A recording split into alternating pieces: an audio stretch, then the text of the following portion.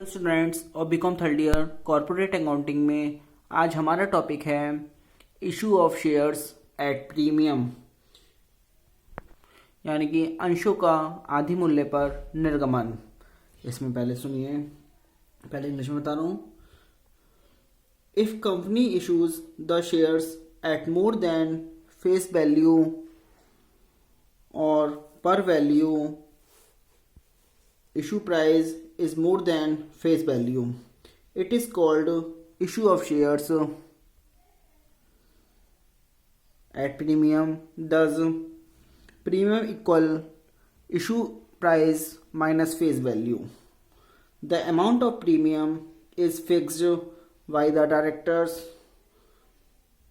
in the absence of clear instruction. Premium is due on allotment of shares and it is credited to separated account, securities premium account. The balance of securities premium account is shown under reserve and surplus head in the balance sheet. There are restrictions on the use of premium amount by the company accounting to section 78 of Companies Act 1956. The amount of premium can be used in the following manners only. ऐसे हिंदी में सुनिए। अंशों का आधी मूल्य पर निर्गमन। यदि कंपनी अंशों को उनके सम मूल्य, फेस वैल्यू और पर वैल्यू से अधिक मूल्य पर निर्गमित करती है, यानी कि इशू करती है, अर्थात यदि निर्गमित मूल्य यानी कि इशूड वैल्यू सम मूल्य से अधिक है। किससे अधिक है? सम मूल्य यानी कि जो एट पर होती हैं उससे अधिक है, तो इसे अंशों का अधिक मूल्य पर निर्गमन यानी कि issue of share at premium कहा जाता है। मतलब सम मूल्य से अगर जो अधिक है तो उसे प्रीमियम कहा जाता है। प्रीमियम इक्वल होता है issue price minus face value. Premium की राशि संचालकों द्वारा निश्चित की जाती है। स्पष्ट निर्देश के अभाव में प्रीमियम की राशि अंशों के आवंटन यानी कि अलॉटमेंट ऑफ शेयर्स पर देय मानी जाती है तथा इसे प्रीमियम की राशि को एक पृथक खाते यानी कि सिक्योरिटीज प्रीमियम अकाउंट में जमा किया जाता है। सिक्योरिटीज प्रीमियम अकाउंट को शेष को मतलब उसके बैलेंस को आर्थिक चिट्ठे के समता और दायित्व शीर्षक में यानी कि बैलेंस शीट के इक्विटी एंड लायबिलिटीज शीर्षक में रिजर्व एंड सरप्लस शीर्षक के अंतर्गत सिक्योरिटीज प्रीमियम रिजर्व अकाउंट के नाम से दिखाया जाता है। कंपनी द्वारा प्रीमियम की राशि के प्रयोग करने पर प्रतिबंध है। कंपनी अधिनियम 1956 की धारा 78 के अनुसार प्रीमियम की राशि को निम्न कार्यों में ही प्रयोग किया जा सकता है। इसमें नंबर 1 है to issue fully paid bonus shares to shareholders, और number 2 to write off the following capital expenditure, फिर प्रीलिमिनरी एक्सपेंसेस, फिर expenses on issue of shares और डिवेंचर्स, फिर discount on issue of shares, फिर discount on issue of debentures, फिर premium on redemption of debentures, फिर premium on redemption of redeemable preference shares.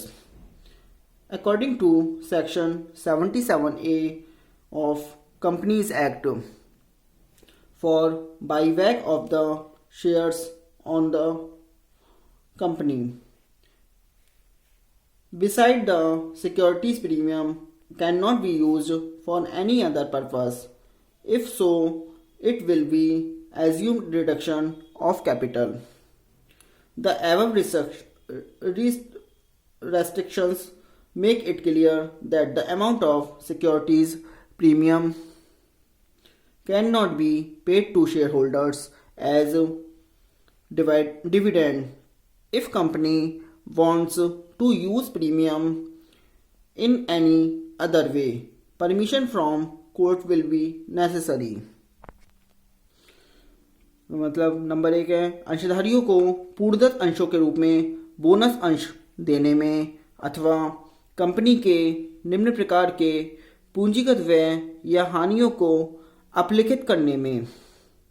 मतलब प्रारंभिक व्ययों जैसे प्रीलिमिनरी एक्सपेंसेस को, फिर अंशों या ऋणपत्रों के निर्गमन संबंधी व्यय यानी कि डिवेंचर्स, अंशों शेयर्स एंड डिवेंचर्स के इशू संबंधी एक्सपेंसेस, फिर अंशों व ऋणपत्रों discount on issue of shares के निर्गमन पर छूट यानी कि डिस्काउंट, फिर अंशों व ऋणपत्रों के निर्गमन पर हानि या छूट यानी कि लॉस या डिस्काउंट, फिर ऋणपत्रों के भुगतान पर दे प्रीमियम मतलब इशू ऑफ डिवेंचर्स पर प्रीमियम, शोध्य पूर्वाधिकार के शोधन पर दे प्रीमियम, फिर धारा 77A के अनुसार अपनी ही कंपनी के अंशों के वापस क्रय यानी कि बाय बैक करने के लिए।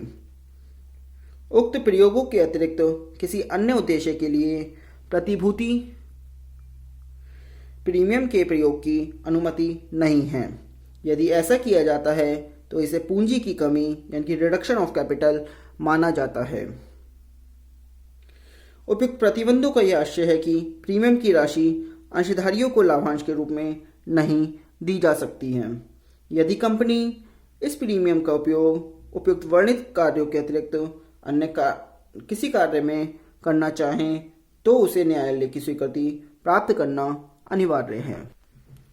अब आती हैं accounting entries for issue of shares at premium यानी कि प्रीमियम पर निर्गमित अंशों के संबंध में लेखे। इसमें सुनिए, generally premium is called at the time of allotment. Therefore, the following entries are made for premium if any specific instructions are given in question, they should be followed. मतलब इसमें फर्स्ट एंट्री है on receiving premium on application, आवेदन पर premium राशि प्राप्त होने पर। इसमें एंट्री बनेगी bank account debit to application account being application money received including premium. Premium सामान्यतः आवंटन के साथ मांगा जाता है, अतः प्रीमियम के संबंध में निम्नलिखा किया जाता है। प्रश्न में प्रीमियम के संबंध में कोई दिशा निर्देश दिए गए हों तो उनका पालन करना चाहिए।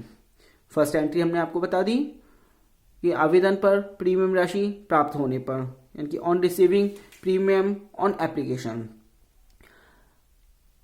इसकी एंट्री है bank account debit to application account being application money received including premium. Second entry बनती है ऑन ट्रांसफरिंग एप्लीकेशन मनी यानी कि आवेदन राशि हस्तांतरित करने पर। जब हम सबसे पहले आवेदन राशि प्राप्त करते हैं तो सबसे पहले आवेदन राशि को हमें प्राप्त किया जाता है। तो हमारी एंट्री हो गई थी bank account debit to application account. अब आवेदन राशि को हस्तांतरित करने पर यानी कि on transferring application money, share application account debit to dash dash dash share capital account. इस डैश डैश का मतलब है इक्विटी भी हो सकता है या प्रेफरेंस भी हो सकता है, ये मैंने आपको पहले भी बताया था। फिर इसमें सिक्योरिटीज प्रीमियम अकाउंट और हो जाएगा क्योंकि यहाँ पे प्रीमियम अगर होगा तो ये वाली एंट्री बनेगी। इसकी नरेशन होगी being application money transferred. Third पे है on allotment when premium due, आवंटन के समय प्रीमियम दे होने पर। मतलब share allotment account debit to share capital account और टू सिक्योरिटीज प्रीमियम अकाउंट। इसकी नरेशन भी होगी बीइंग अलॉटमेंट मनी ड्यू क्योंकि जो अलॉटमेंट मनी ड्यू कर रहे हैं। अब नंबर 4 पे है on receiving allotment money along with premium, मतलब आवंटन के समय प्रीमियम राशि प्राप्त होने पर। तो इसमें एंट्री बनेगी bank account debit to share allotment account, being allotment money received. Fifth पे है on premium due with calls, मतलब याचनाओं के साथ प्रीमियम राशि दे होने पर। इसकी एंट्री बनेगी share dash dash call account debit to dash dash share capital account और to security premium account being call money due with premium. अब ऑन रिसीविंग कॉल्स मनी यानी कि याचनाओं की राशि प्राप्त होने पर इसकी एंट्री बनेगी bank account debit to share call account और बस फिर बीइंग कॉल मनी रिसीव्ड। ये हमने प्रीमियम पर बताई थी, इसी तरह से हम issue of share at discount पर बताएंगे, वो सुनिए। If company issues share at a lower price than par value it is called issue at discount. A company can issue shares at a discount only after fulfilling the following provisions of Section 79 of Companies Act 1956.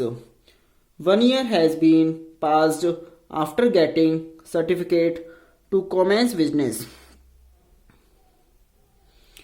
A resolution has been passed by the shareholders in general meeting by issue shares at a discount.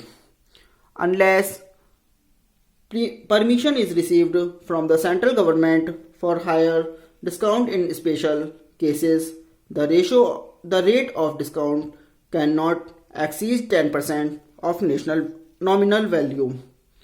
Permission from court is essential to issue shares at discount.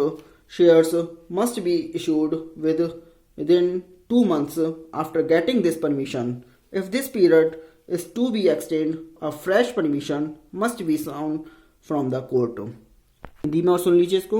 अंशों का बट्टे पर निर्गमन। यदि company द्वारा अंशों का निर्गमन सममूल्य से कम मूल्य पर किया जाता है तो यह बट्टे पर एट डिस्काउंट निर्गमन कहा जाता है।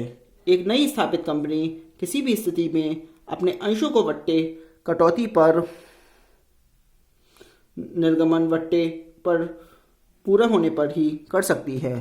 हम आपको ये कल बताएंगे। आज के लिए थैंक यू वेरी मच।